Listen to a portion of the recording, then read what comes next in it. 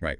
Ready to tackle something we all probably struggle with from time to time. Always up for a challenge. What we Uh, got? procrastination. I Yeah. mean, you know that feeling, right? You have Oh, to do something. But yeah, big time. suddenly, cleaning the grout in the bathroom seems fascinating. Or organizing your sock drawer by color. Exactly. So today's deep dive is all about getting some strategies for taking charge. And we're using this great YouTube video summarizing the book, The End of Procrastination. Oh, good pick. That video does a fantastic job breaking down the psychology of procrastination. Right. I mean, got to understand the problem before you can try to solve it. For sure. Right. And I love that whole rider and elephant analogy. Yeah. It's not just like a cutesy metaphor, right? No, not at all. There's some serious science behind why it feels like there's this internal battle happening every time we try to get stuff done. Totally. So just to remind everybody, the rider is like our rational side. Right. Knows what we should be doing. But then the elephant, that's all about emotions and that like immediate gratification. Yeah. Yeah. The elephant's like, ooh, look, shiny thing. And it's usually pulling us towards, let's be honest, probably social media. Or anything of that report that's due. Totally. So it's like the rider's got these tiny little reins trying to wrangle this massive elephant. No wonder we feel overwhelmed sometimes. Yeah, it's a power imbalance for sure. But then the video also talked about this cognitive resource idea. Mm-hmm. Like it's the rider's energy for actually doing the job of steering the elephant. Yeah. Is that really a thing? Like a measurable resource we can run out of? Oh, yeah, absolutely. Think of it like willpower. Okay. Every decision you make, every act of self-control, it depletes this resource. Interesting. So it's not like a bottomless well? Nope, definitely not. And one of the most surprising things I learned from the book is that there's this link between glucose and willpower. Yeah, like it sounds almost too simple, but grabbing like a quick healthy snack can actually boost your ability to focus. So those late night junk food cravings I get when I'm stressed about a project, that's not just me being weak-willed. Could be your writer sending out an SOS, like, hey, need fuel over here. Oh, wow. So it's really about recognizing when your rider's running low on energy. Exactly. It's not about being like, good or bad at resisting stuff. It's about understanding the mechanics of it all. Right. The book even suggests like building in these mini refills throughout the day. Oh, interesting. Quick walk, handful of nuts, stuff like that. Okay, so little things can actually make a big difference. Absolutely. They can. That makes a lot of sense. But Yeah. okay, what about when we're faced with these huge daunting tasks? It's not even just a lack of willpower. It's like the task itself is paralyzing. Right. And that's where that tiny steps idea from the book comes in. It turns out our elephants, they get overwhelmed really easily. They don't like looking at a mountain, Yeah, makes sense. Remember that example they gave about the ultramarathon runner? Uh-huh. The guy who started by barely even being able to run at all? Yeah. Tiny, consistent steps. That's how he got to 111 kilometers eventually. That's amazing. That's so inspiring. But I'm still a little skeptical. Okay. Let's say I have to like write a big presentation. Mm-hmm. Is focusing on just one slide really going to get me there? Well, it's about shifting your mindset. Okay. Instead of looking at this Mount Everest of a task, you're creating these manageable hills. No. Okay, so breaking it down. Exactly. Yeah. And the video even talked about how this applies to breaking bad habits too. Yeah, they mentioned that smoker who quit gradually. Right. But what if the problem isn't even starting, it's getting stuck in those bad habit loops? Well, the book has some interesting ideas for that too. Okay. It's about creating intentional barriers. Yeah, like literally uninstalling that social media app that's sucking up all your time. Oh, okay. It can be surprisingly effective. Interesting. So it's not about like deprivation, it's about making that undesirable choice just a little bit harder to reach for. Exactly. Okay, I can get behind that. So we're basically tricking our elephant a little bit. In a way, yeah. You could say that. Okay. I like it.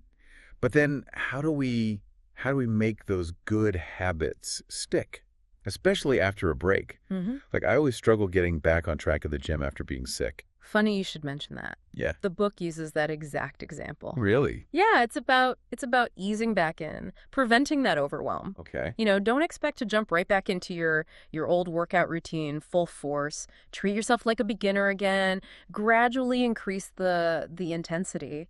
Oh, that's good advice. Okay, so I'm seeing a pattern here. What's that? It's all about respecting our elephant's need for manageability.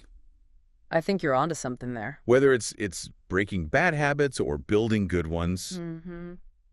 But all this talk about tasks, it kind of leads us to the dreaded to-do list. Yes. I'm a fan in theory, but they can get out of control really fast. I hear you.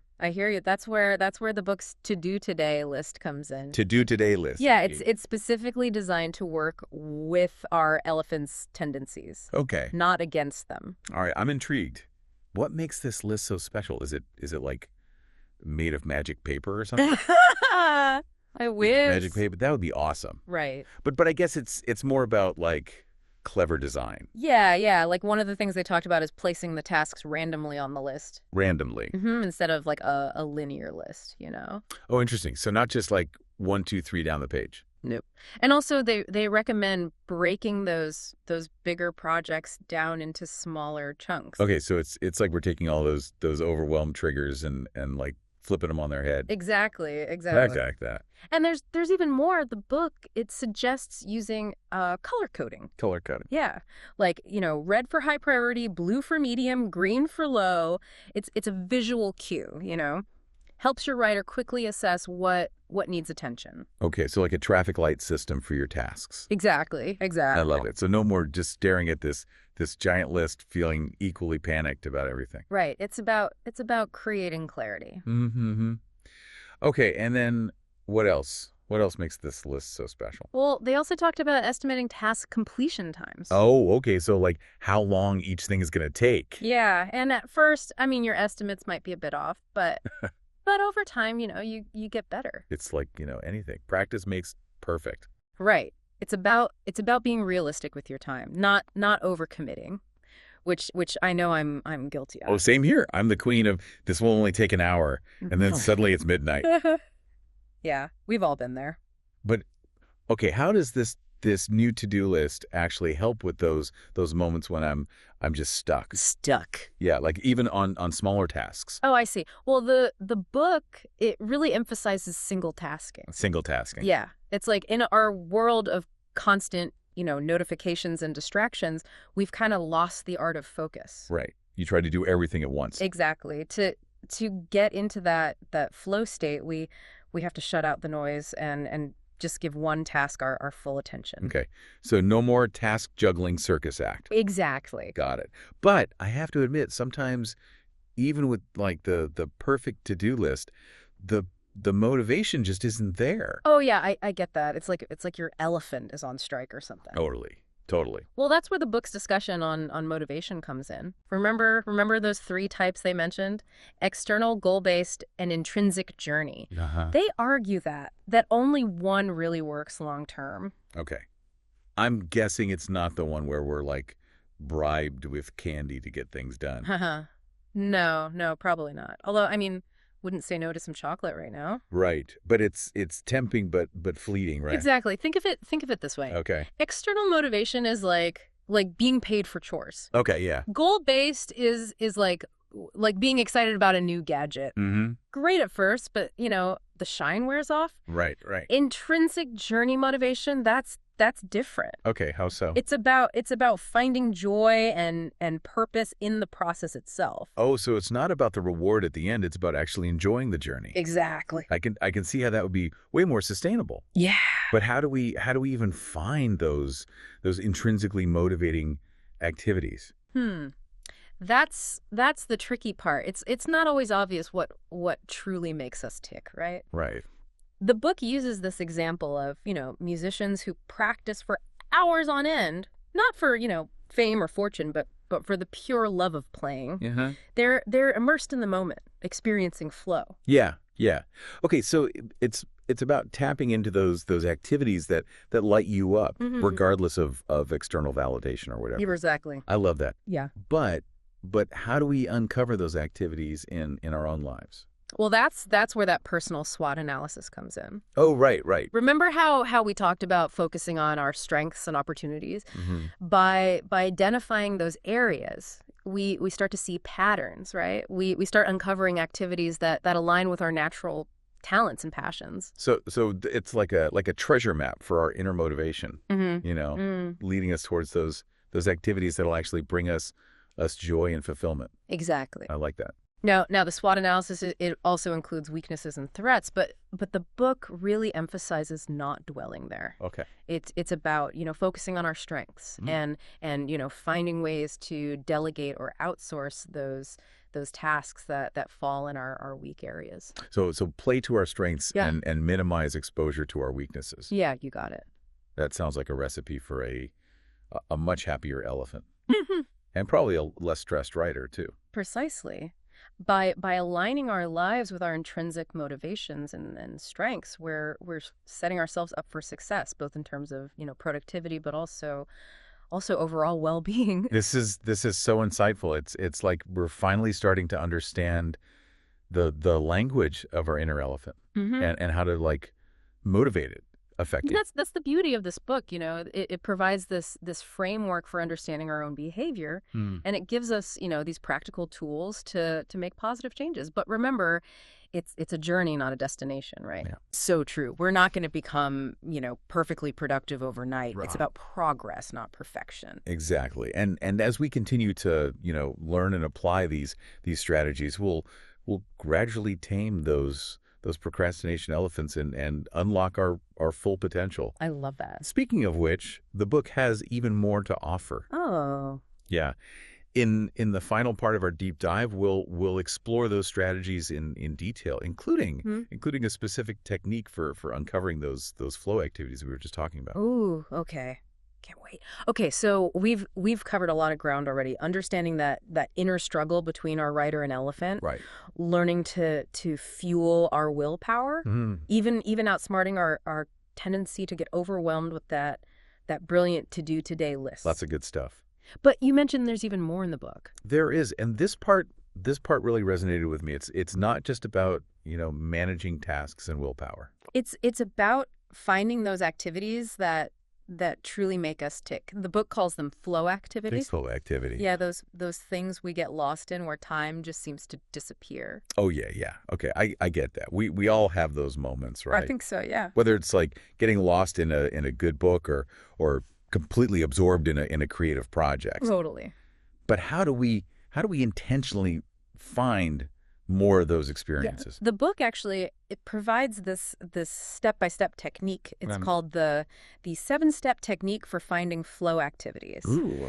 It's a bit much to unpack fully here, but essentially it guides you through like exploring your past experiences, your interests, your values. So it's like a self-discovery journey, Mm-hmm. but with a specific purpose. Exactly. I could see how that would be way more effective than just like randomly trying new things and hoping for the best. Yeah. I mean, it involves brainstorming, reflecting on those, peak experiences in your life, even considering like activities you enjoyed as a child. Oh, interesting. Sometimes those passions get like buried under adult responsibilities, Right. It's like giving those childhood dreams a second chance. Exactly. I love that. Yeah. But let's say we've gone through this process, we've identified these flow activities. What then? Do we just wait for them to like magically appear in our schedules? Haha, I wish. No, that's where intentional action comes in. Okay. The book it stresses the importance of actually scheduling these activities, Oh, okay.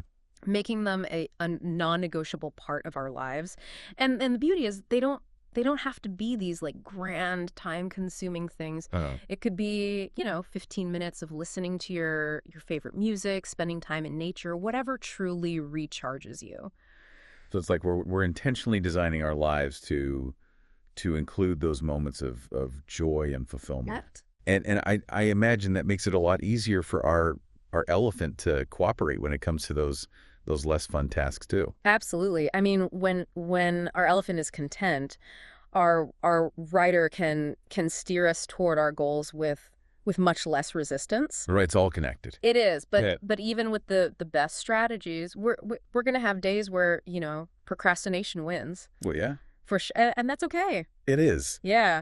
The book really emphasizes self-compassion throughout this whole process. That's so important. It is. We tend to be our own harshest critics, especially when it comes to productivity. Right.